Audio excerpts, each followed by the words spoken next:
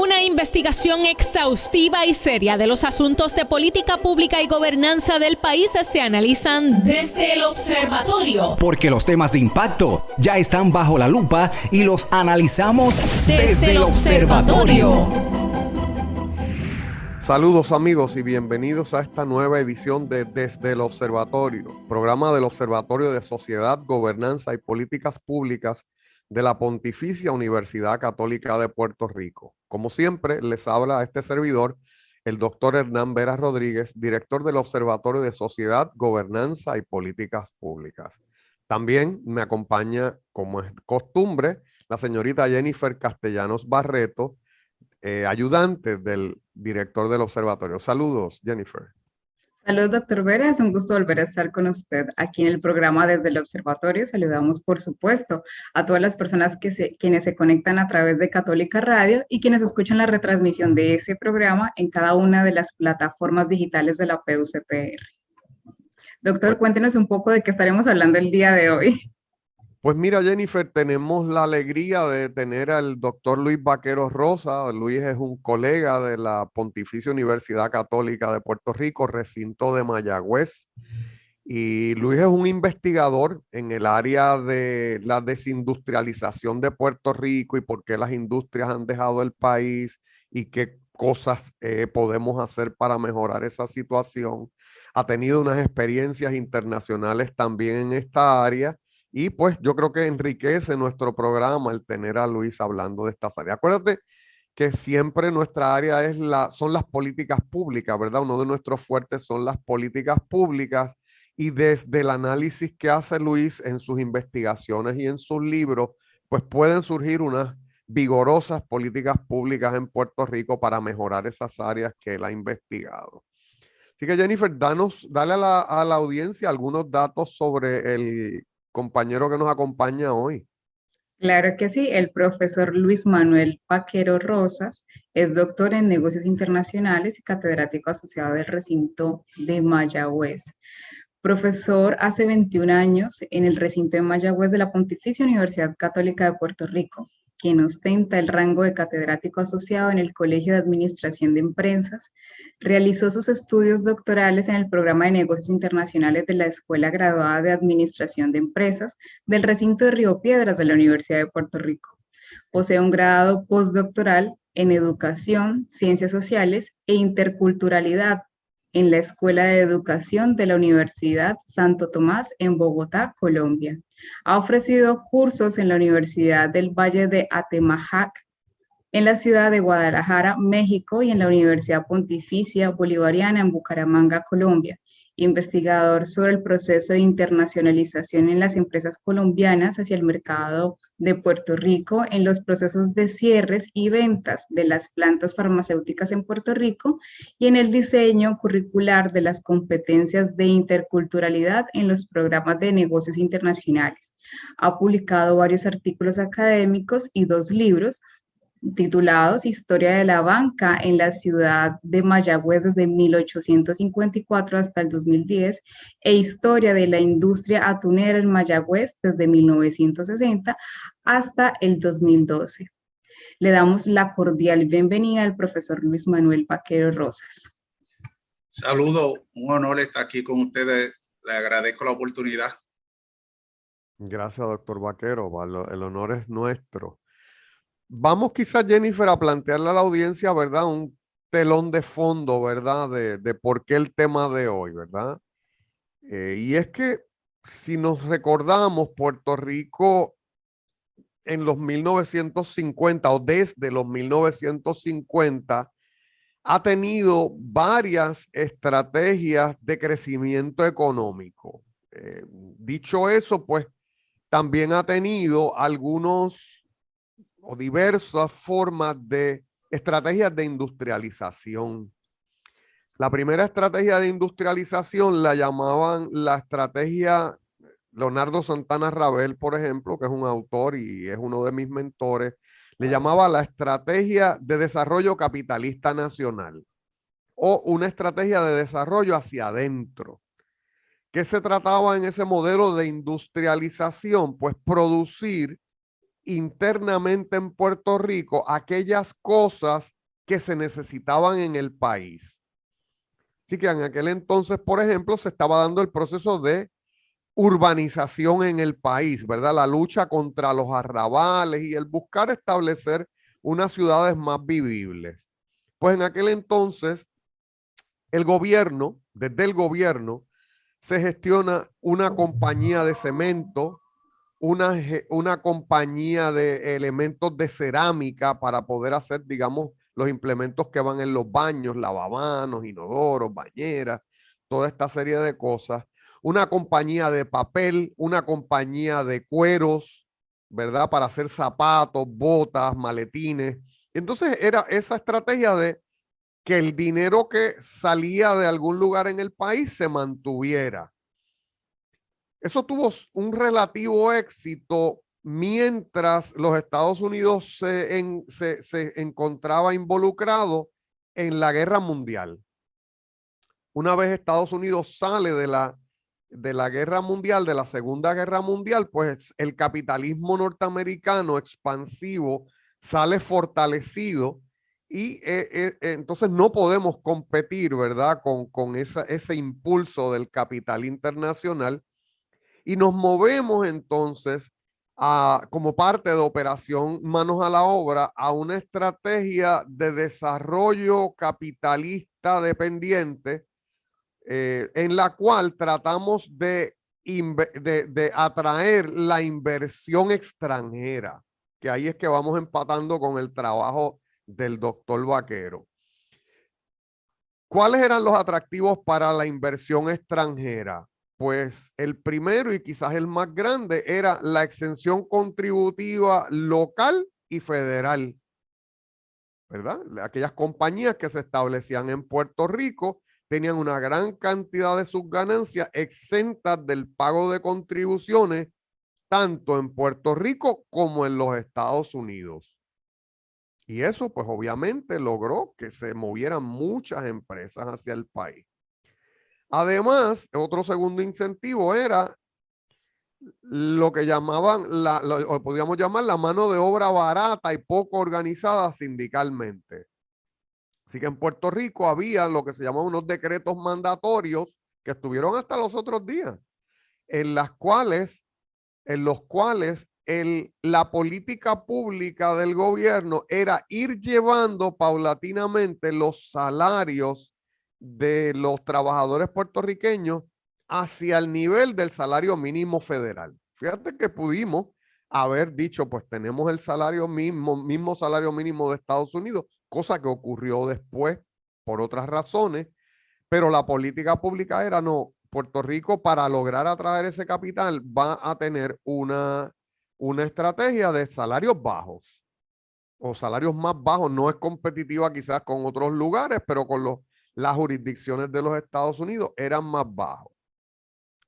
Unos incentivos o vamos a decir unas exenciones en el pago o unas tarifas más bajas en el pago de agua, en el pago de luz, ¿verdad? Porque eran compañías primero de capital intensivo, de mano de obra intensiva y después de capital intensivo. Es decir, que las primeras requerían de muchas personas, mucha gente trabajando, y la segunda ya era la industria petroquímica, por ejemplo, y de luego llegamos a la industria farmacéutica que Luis nos hablará, pues eran unas compañías de capital intensivo.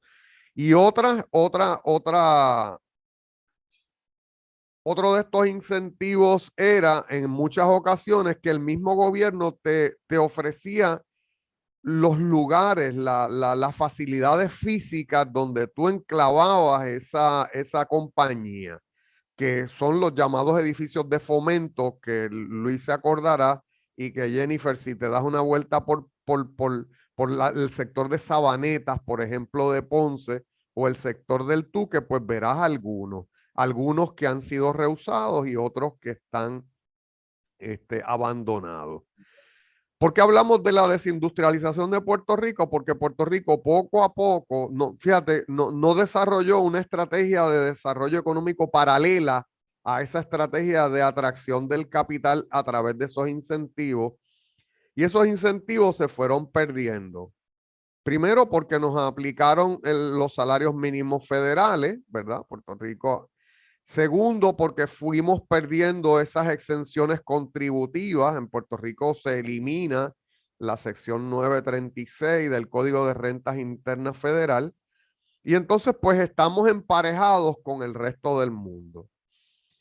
Y incluso hay competidores tan cerca como República Dominicana y tan lejos como India, ¿no? Así que mucha de la producción de Puerto Rico se ha ido a República Dominicana, se ha ido a India, se ha ido a Irlanda, ¿verdad? De hecho, Irlanda tiene un modelo muy parecido al de Puerto Rico. Y entonces eso ha provocado, más o menos desde mediados del 2000, lo que yo denomino, y está abierto a discusión, la desindustrialización de Puerto Rico.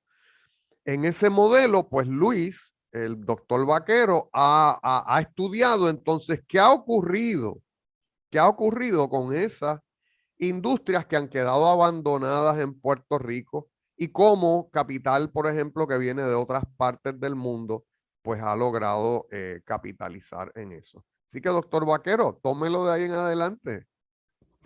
Pues muchas gracias, doctor Hernán Vera. Yo trabajé un concepto, como usted bien dijo, que se llama desinversión internacional, porque cuando nos criábamos, señorita Jennifer, nosotros vimos cómo se iban saliendo los puestos de trabajo, iban cerrando fábricas, y yo quise explicar, como parte de la política pública del país, que se entendiera por qué salieron las operaciones.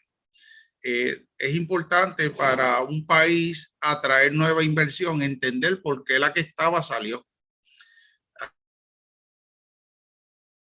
Así que yo he trabajado la industria farmacéutica, electrónica, banca, y he trabajado lo de la industria del atún, diagramando esa llegada y esa salida de las operaciones. La industria farmacéutica, que es de las que más domino, comenzó ya a mediados de los 50. En los 60 llegaron las primeras operaciones. Entonces, doctor Hernán, era importante que la gente vea, nosotros tuvimos de las primeras operaciones farmacéuticas en el Caribe y en América Latina. En esos años 70 y 80 comenzó una fusión grande y una integración de grandes farmacéuticas. Por ejemplo, Pfizer fue adquiriendo varias farmacéuticas que tenían operaciones en Puerto Rico. En algún momento había Farmacia, había Upjohn, había Glaxo, había SmithKline. Después en un momento fue GlaxoSmithKline. Se unió Farmacia, se unió Upjohn, la compra Pfizer, había Monsanto, la compra otra organización. O sea, la fusión a nivel internacional generó que nosotros tuviéramos demasiadas plantas de manufactura. Y entonces nosotros fuimos pasando un ciclo, ¿verdad? Esas plantas de manufactura fueron compradas por empresas que hacían manufactura por contrato, los productos genéricos.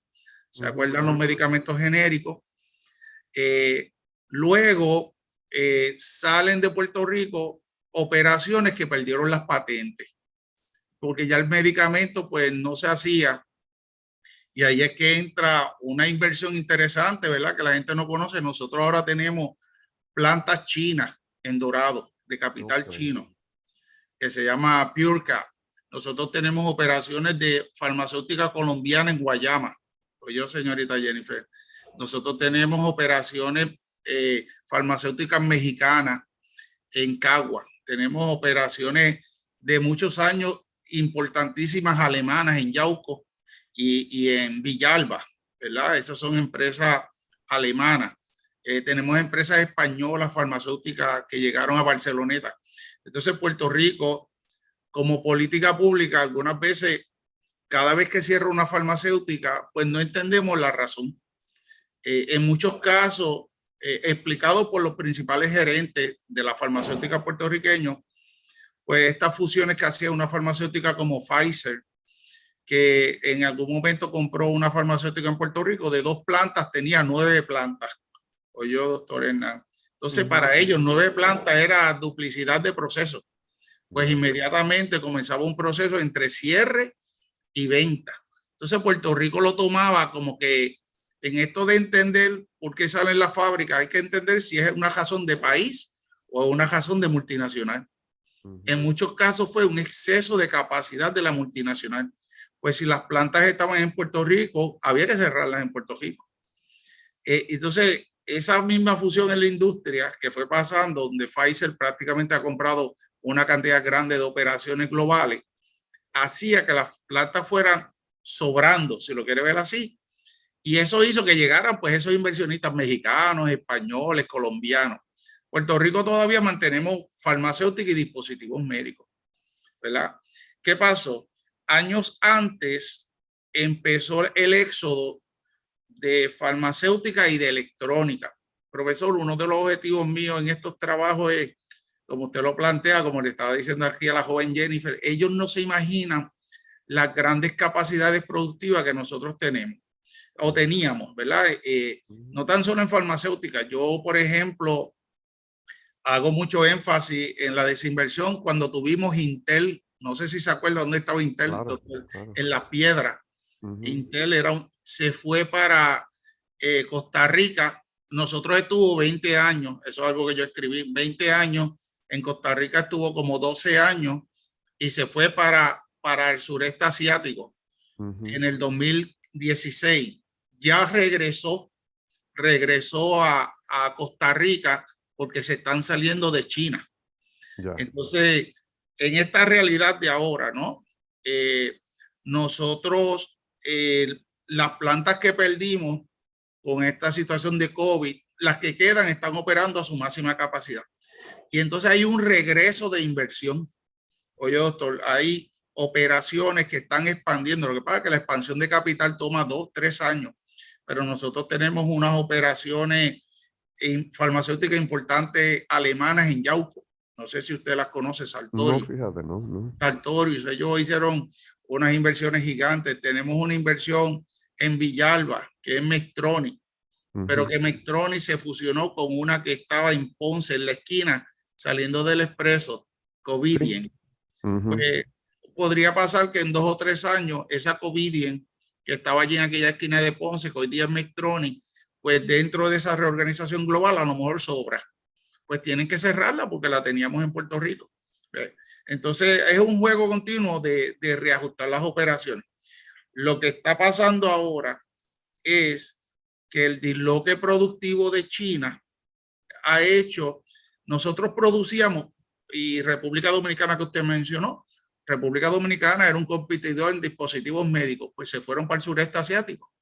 Pues entonces no lo hacemos ni nosotros ni República Dominicana.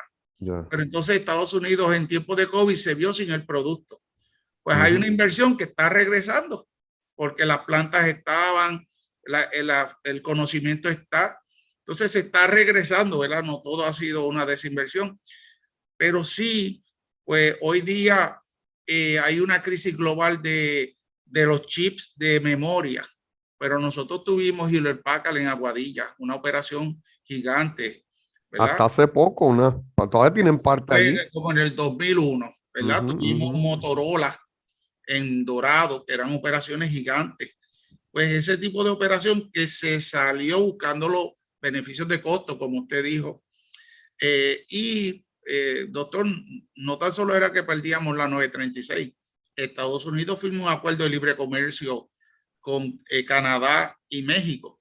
Claro. Y de la noche a la mañana lo que teníamos de costura, y la joven Jennifer no se lo imagina, pero Ponce estaba lleno de fábricas Grana y Haynes.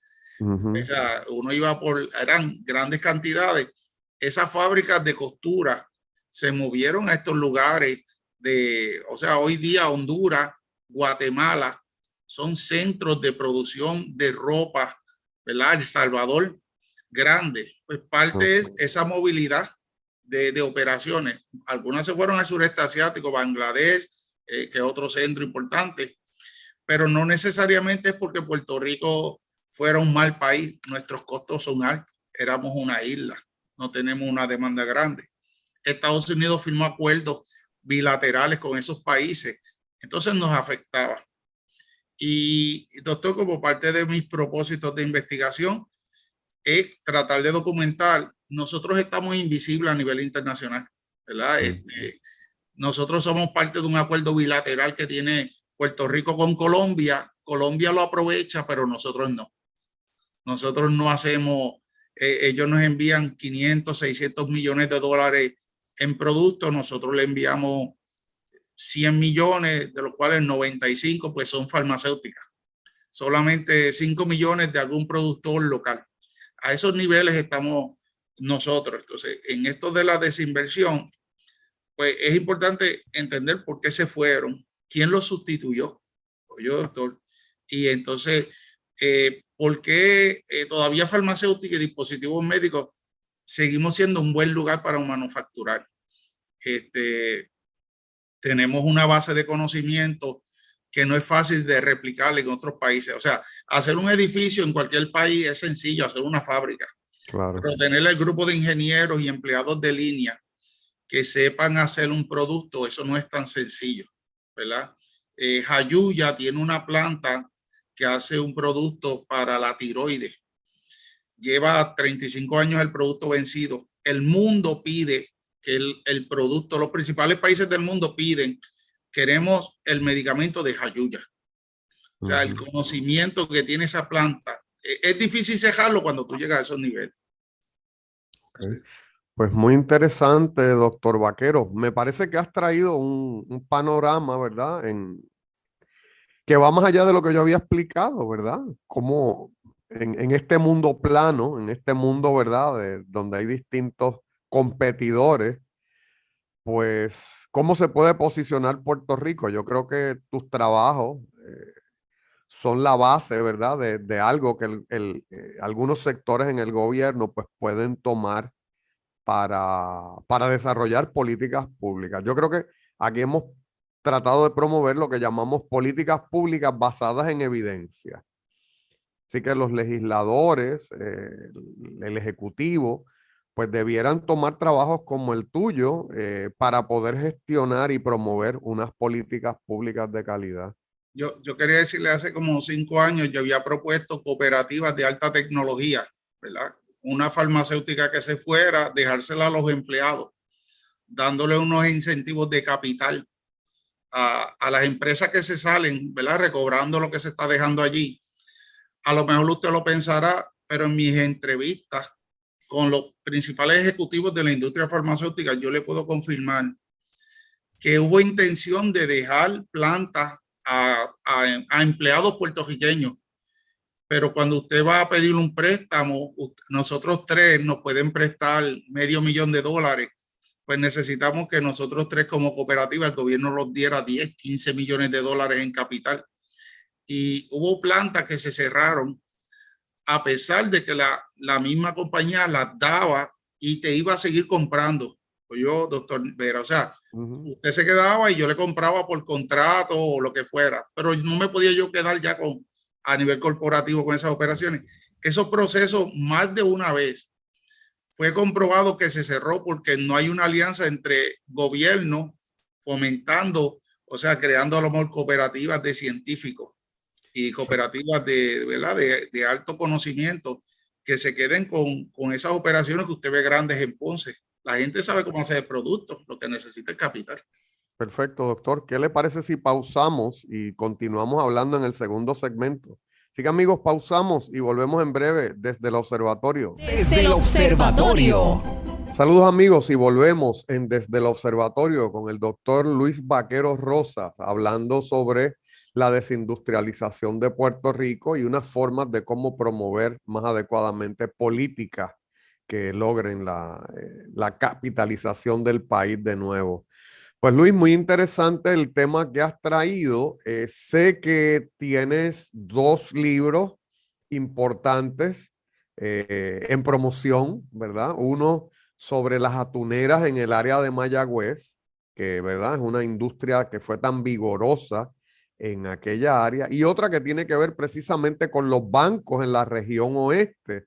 Así que me gustaría que comenzaras por cualquiera de los 2, ¿verdad? Y lo traigamos al hilo del tema que venimos discutiendo. Sí, muchas gracias. atándolo con la situación de lo que hemos perdido, ¿verdad? De las industrias que hemos perdido. Hoy día, cuando le hablamos a un estudiante de los bancos, no sé si saben que solamente quedan 3 bancos nacionales. En algún momento hubo 14 bancos. Wow. Y hubo bancos en Ponce. O sea, uno le explica a los estudiantes la banca importante que tuvo Ponce. Oyó Jennifer, había unos bancos grandes en Ponce, no se los imagina, ¿verdad que no? Que dominaban el mercado. ¿Ves? O sea, esta generación, ellos no, pues parte del libro es explicarle eso, ¿no? En Mayagüez tuvimos bancos de Ponce y San Germán desde principio de siglo. Eso lo incluyo en el libro. Okay. Nuestros primeros bancos en Mayagüez fue uno que se llamó Banco de Ahorro del Oeste y otro que se llamó Banco Comercial de Mayagüez. Y luego el famoso Western Federal Savings and Loan, que se convirtió en el Western Federal. Claro. Los 3 para el 2010, joven Jennifer, ya habían desaparecido.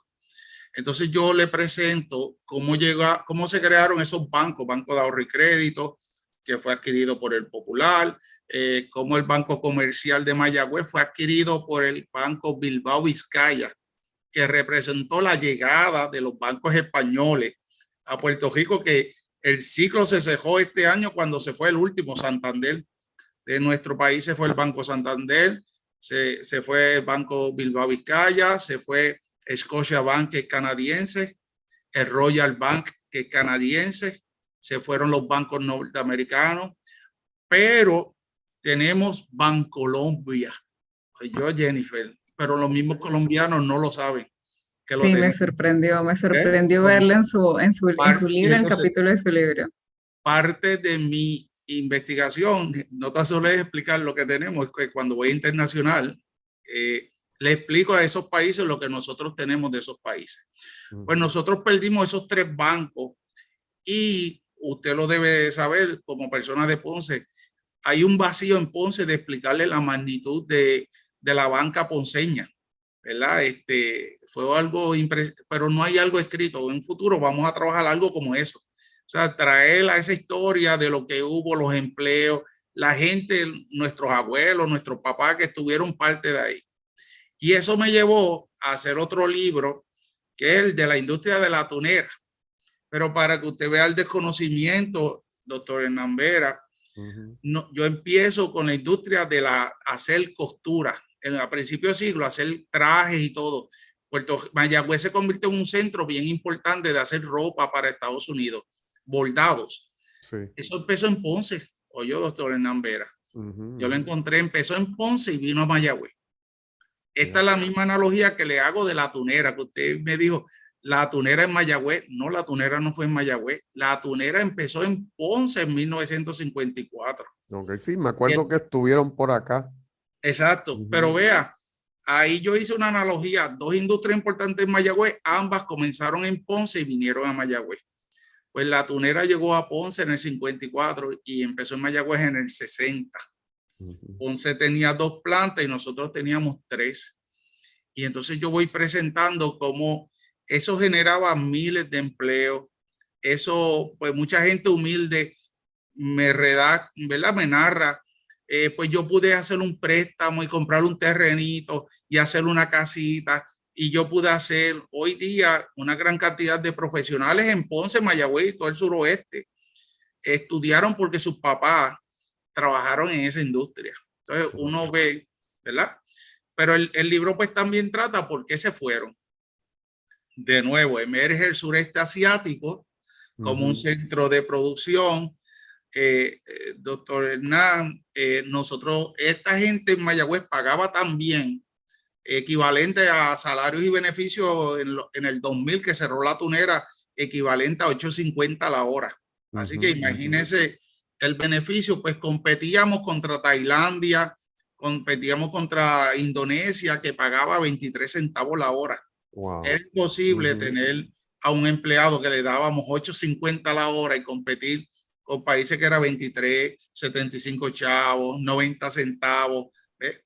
Entonces, la industria se movió. En los 80, entre 1984 hasta el 90, nosotros fuimos el centro mundial de procesamiento de atún. Wow. Que procesábamos 1,000 toneladas de atún al día. O sea, era casi 15,000, 20,000 personas ligadas a la industria entre Ponce y Mayagüez. Pues en el libro yo fui explicando esas tres plantas, Starkey's, Bumblebee y Neptune, que llegaron en los 60. Neptune se fue en el 91. Starkey, que fue un golpe grande. Neptune se fue en el 91 y se fue una primera planta de Ponce en ese año, Caribe Tuna. Sí. Luego, en el 2001 se va Starkey, y también un año después se va la otra planta que estaba en Ponce. Y entonces la última que quedó, que eran unas operaciones mínimas, pues se fue en el 2012. Pero el libro evidencia, ¿verdad?, lo que usted presenta.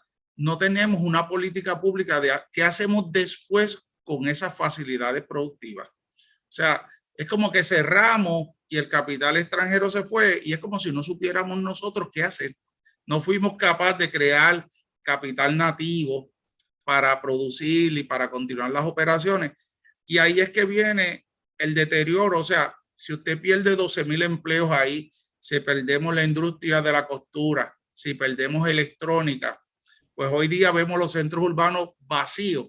Pues es que el comercio no, el comercio dependía, me imagino, no sé si se acuerdan de los años 80, toda esta fábrica por la zona de Ponce, toda esa gente cobrando y yendo al centro urbano de Ponce. O sea, si no hay actividad de trabajo y si no entendemos por qué se fueron, los costos, pues después cerró una tiendita en el centro urbano de Ponce o Mayagüez, pues si perdieron a sus clientes, si sus clientes dejaron de generar ingresos. Entonces, trato de presentar, y doctor, en este libro trate de presentar a la mujer trabajadora, ¿verdad? La mujer estuvo allí en Ponce y Mayagüez, señorita Jennifer, eso era pelando atún. Imagínese usted con un cuchillo en la mano, 8 horas por empleadas que estuvieron 35 años. Imagínese usted ahora por sus próximos 35 años con un cuchillo en la mano. O sea, desde el día 1 a sus 20 años tuvieron el cuchillo.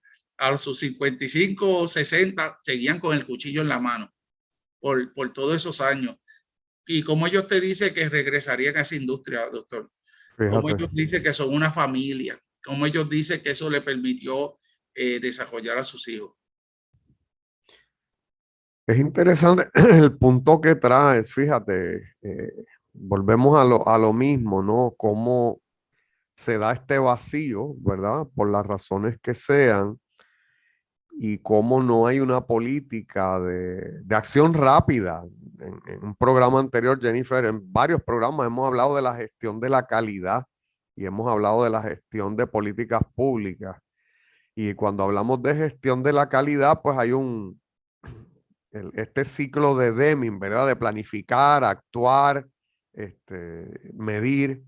Así que el rapid cycle que le llaman, ¿verdad? Porque no podemos esperar 10 años a ver cuál fue el tren que nos pasó por encima, sino es una acción de rápido. Claro, quizás la industria de la tunera es una industria de capital intensivo, ¿verdad? Porque esos grandes barcos y esas licencias para la pesca, pues alguien del país no pudiera obtenerlas, pero hay que sustituir algo, eso con algo, alguna industria o alguna actividad productiva que pueda generar esos 12,000 empleos que tú señalas.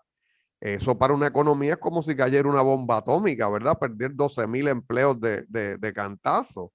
Y lo mismo nos pasó en la que mencionaste ahorita de los semiconductores y, ¿verdad? Y la electrónica, sí. Entonces, doctor, eso me llevó a investigar otras cosas, ¿verdad? Yo tengo un estudiante becado que me ayuda desde Haití y estamos analizando el desarrollo de los megapuertos en el Caribe. Okay. Y hemos buscado lecturas desde los 90, desde el 2000 para acá, y cómo se hablaba del desarrollo que iba a tener el megapuerto de Ponce, que nunca explotó. Claro. Entonces, vemos cómo el puerto de Caucedo en República Dominicana, hay un puerto grande, Costa Rica hizo, hay un puerto que Cuba hizo. Entonces presentamos en ese artículo qué cada puerto ha hecho para desarrollarse, qué estrategia utiliza con la idea de compararlo con nuestro puerto, incluyendo el puerto de Cartagena en Colombia, ¿verdad? Que ha tenido un desarrollo, es todo lo que está en el Mar Caribe. Entonces, para que entonces en Puerto Rico entendamos cuáles son las estrategias que cada país sigue, porque después de la tunera se hablaba que se iba a desarrollar un megapuerto en Ponce, eso no surgió.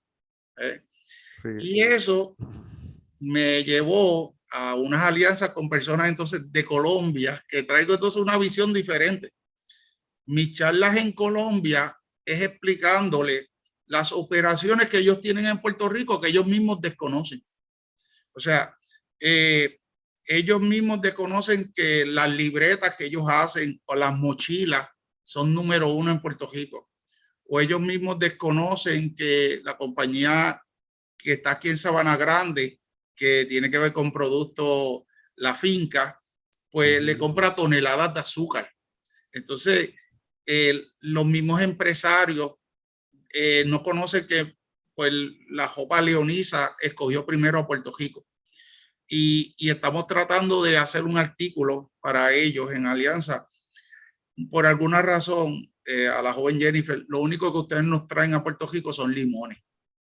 No hay otra cosa que Colombia nos traiga. No piense que nos trae algún café y está en una esquina. Bueno, por café es bastante presente, pero Juan Valdés, eso está en una esquina de supermercado, lo puede visitar el supermercado. O sea, hay alguna razón que le vamos a explicar a los empresarios y a los académicos de Colombia por qué nos llega naranjas o productos. Nicaragua nos envía muchos productos. México nos envía, Chile nos envía, pero Colombia nos envía de vez en cuando limones verdes y algo de aguacate. Pero no es la idea que ellos tienen de que su producto principal hacia los mercados extranjeros es agricultura.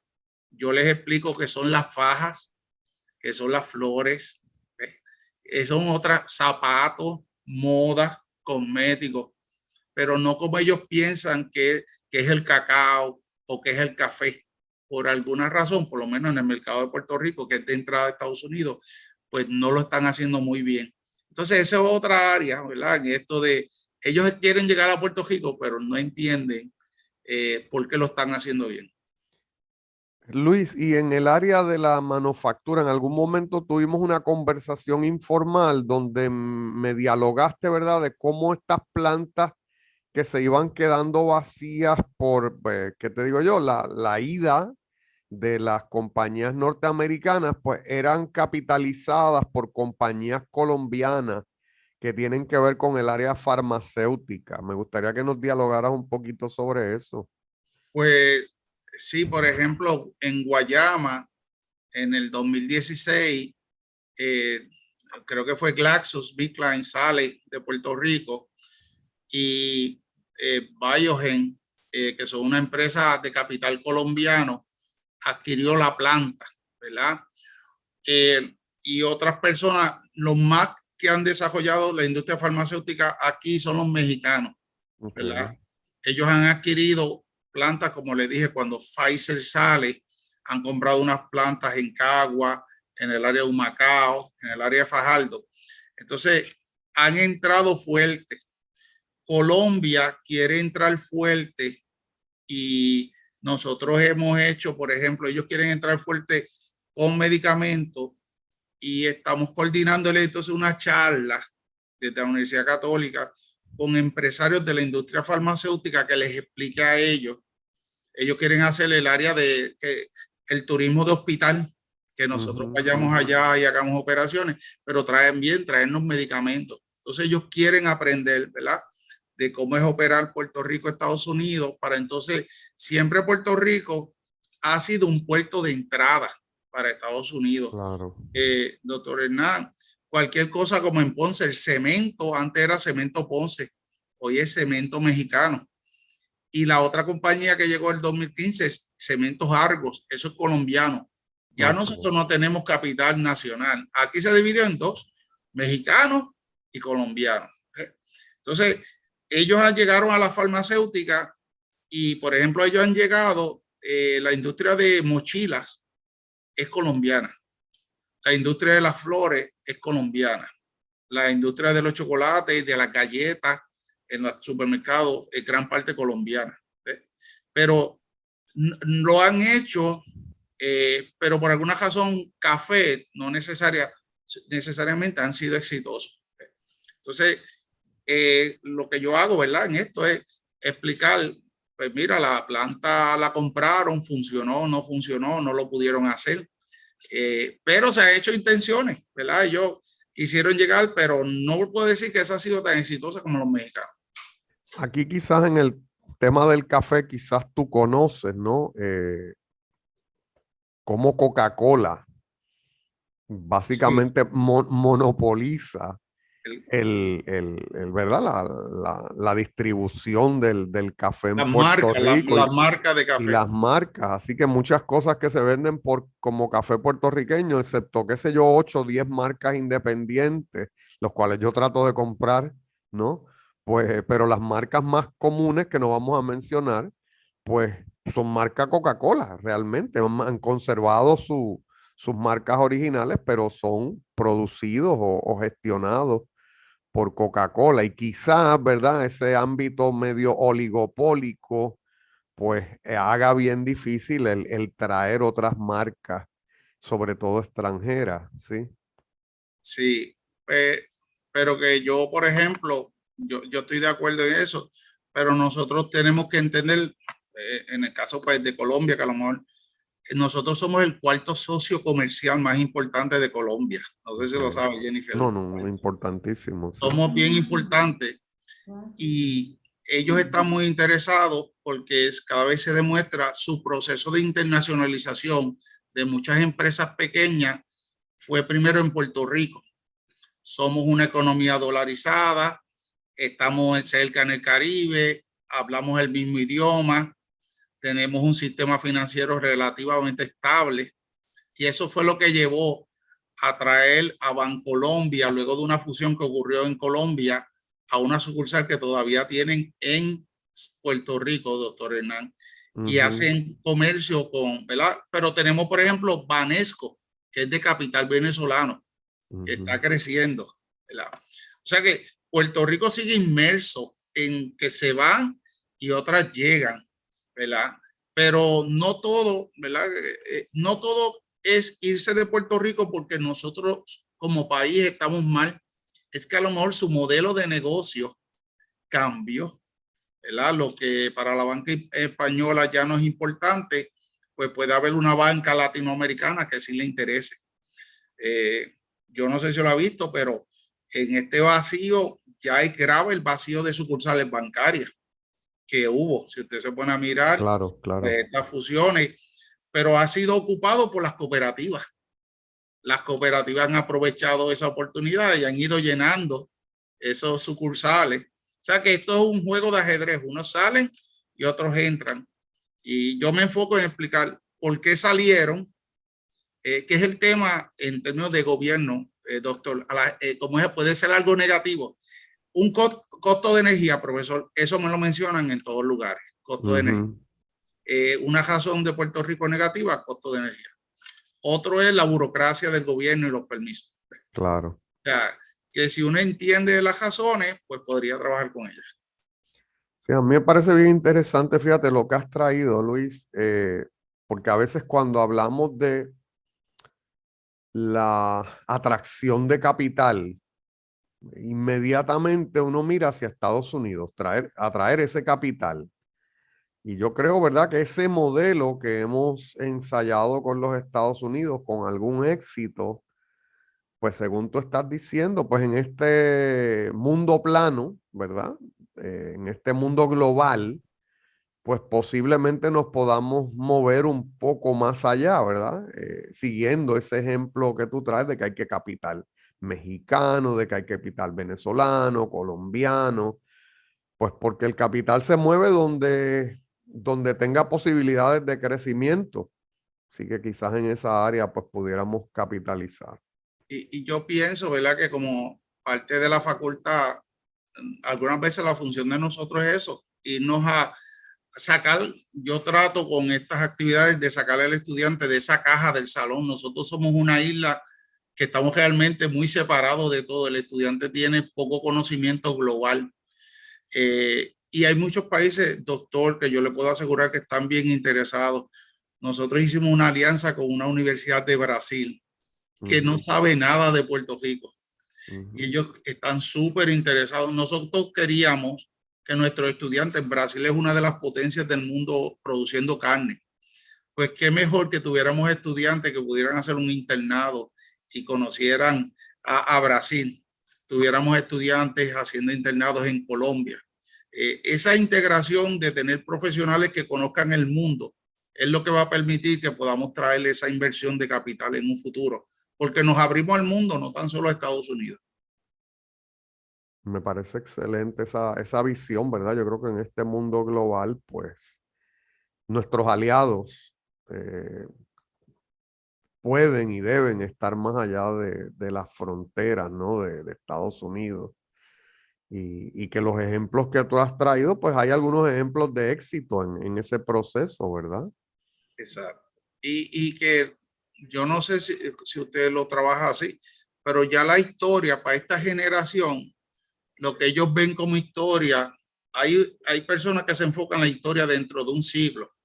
Yo creo que en el mundo de los negocios, para explicarle a un estudiante lo que es historia, es hacer un artículo sobre Blockbuster.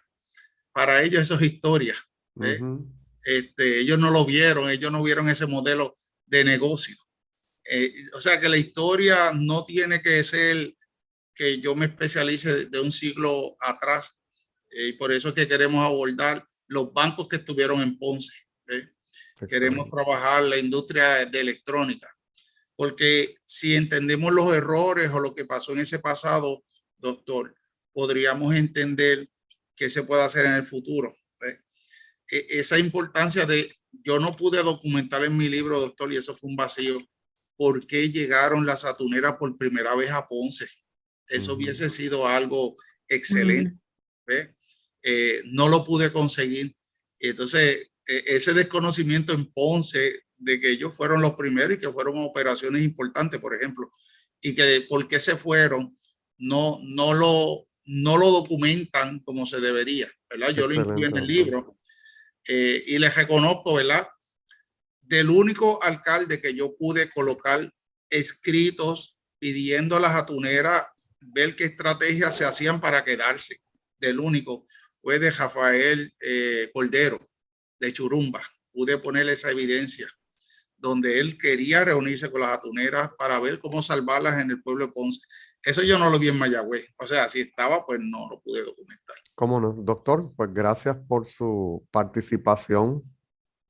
Así es, agradecemos entonces al doctor Luis Vaquero por su presencia aquí en el programa desde el observatorio. Desafortunadamente el tiempo pasa muy rápido, un tema bastante interesante, y agradecemos por supuesto por haber presentado en este programa información de sus libros, y esperamos y le deseamos muchos éxitos en la promoción que le está haciendo. Y pues para todos nuestros oyentes, agradecemos haber estado conectados en el día de hoy en el programa desde el observatorio. Les recordamos que este programa queda guardado en nuestras plataformas digitales como Facebook, en el canal de YouTube en Huellas del Futuro o en Spotify. Muchas gracias al invitado, al doctor Bere, y a todos nuestros oyentes. Los esperamos en una próxima emisión desde el observatorio. Muchísimas gracias. Forma parte de nuestro análisis. Comparte tus opiniones con el panel. Comunícate con nosotros a observatorio.pucpr@pucpr.edu. Desde el observatorio, una producción de la Pontificia Universidad Católica de Puerto Rico.